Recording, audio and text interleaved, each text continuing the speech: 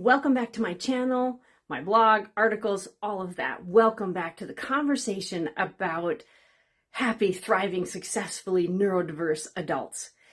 This week, I'm done. I'm really done with the conversation and not having the conversation about how emotions are driving procrastination, avoidance, and this feeling of not being good enough. It really, really is. So often people, clients, but in particular, people that I meet at conferences, at events, will be gracious enough to send me things that they find, which I love and appreciate. And it's so fascinating when they find articles about neurodivergent people, dyslexic, people with ADHD, autism. They'll send me things that talk about how to be more productive, create routines, have good habits. Notice the sarcasm in my voice, because while I appreciate those, and I'm sure if you're listening to me and connecting with me, you're like, yes, all the time. They're right. We need to have those things. And so often the thing that is getting in the way of all of that are actual feelings and emotions that we are genuinely having that get in front of that. So, perfect example is about shame, blame, and guilt. I'm going to use those three emotions in particular because they tend to be very attached to things that are on people's to-do list. They also get attached to people's dreams and goals, and I deal with it a lot of the time, and we don't realize it's actually emotions that are limiting our growth, and we don't even realize it. So my example here is the fact that this video and my content is supposed to be ready and done and in the can on Mondays. That's the goal. That's what's on my calendar. That's the goal. I can also tell you it is now Thursday morning and I am accomplishing this. And why didn't I do it on Tuesday and Wednesday? The answer was after Monday and I didn't have it done, I felt guilty.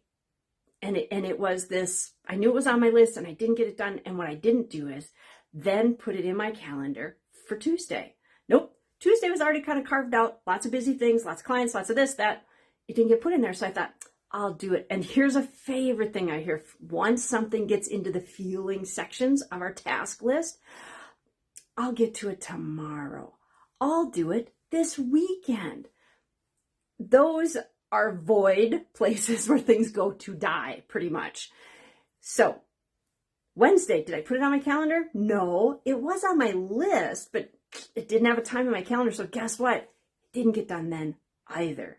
And then, of course, this morning, when I go to do this, and I'm like, okay, I got what I'm going to talk about. I'm feeling pretty guilty. I'm feeling like crap.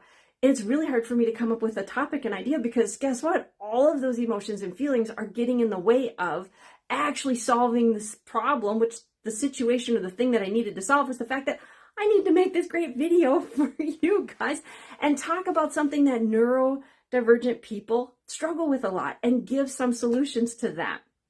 So I'm like, you know what? I'm just going to talk about what's right at hand.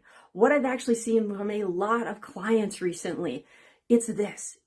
We're not having enough conversations about the feelings that get attached to stuff that goes on our list. When people, sometimes it's a reaction to how the person asked us to do something, if it's been delegated to us. Sometimes it's just the task itself. Often I see clients massively struggle with it was due at this time and they got it in their head it had to be done at this time, or it was assigned at that time and it doesn't get done, and all of a sudden the next thing you know, they can't do it. Like it just is almost impossible to make happen. That is an emotional block that they've brought on, and it's not fun. So I go to make this video this morning. I've got the topic. I am ready. And guess what? Of course, the software doesn't work. And I try, and I try, and I try. And then I have a meeting, so I got to stop now. So I had a thought, and I'm hoping I can keep the thought. And then I'm going to come back here and share the thought with you guys. And I did a really smart thing right before I stopped. I looked at my calendar, and I blocked off the time after that meeting and said, I have enough time to make a video then, and I will be doing it then. And before the meeting, I had a couple of minutes, not a lot, enough time to email the app company to say, why is your app bottoming out and not connecting to my camera? Really like it to work. And big kudos to Big View. That's the company I'm using for this. They actually got back to me by the time I was done with my meeting. They said, try these steps, see if it works. Guess what? It worked.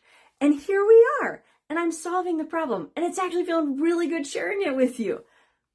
And it got hijacked way back on Monday when I didn't get it done, when it was supposed to be done and in the can by 3 p.m. And then I left it into the ether. And then I felt really bad and guilty about it. All a waste of my time and a waste of my beautiful energy. And I share this with you because I too am human. As much as I am a thriving, successful person, at times my emotions and feelings, because I am also neurodivergent, sometimes get the best of me and can distract me from my bigger goal. And my bigger goal is connecting with all of you and helping all of you through this process. So I wanted you to know I'm human too. I'm working on it too. And we are not talking enough about the fact that procrastination is not a willpower game.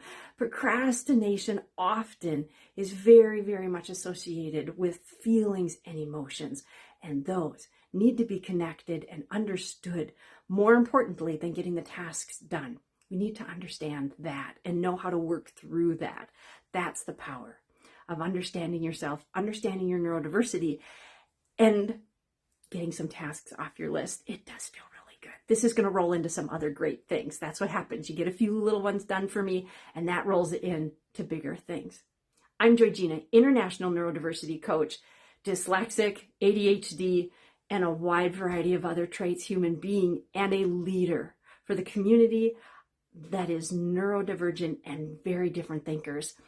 You have amazing potential. Let's go out and find it and apply it to your life. Bye now.